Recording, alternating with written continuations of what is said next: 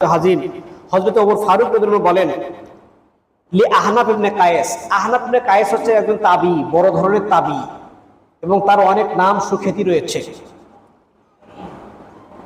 তাকে বললেন যে মান আজহালুন নাস, তুমি কি জানো পৃথিবীর মধ্যে সবচেয়ে মূর্খ লোককে?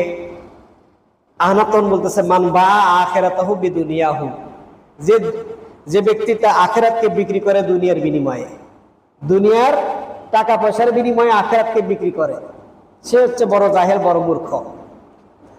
ওমর রাদিয়াল্লাহু বললেন আলা উনাব্বিউকা বিআজহালা মিন হাযা, আমি কি এর চাইতে আরো বড় জাহেলকে সেটা জানাবো? হ্যাঁ জানান।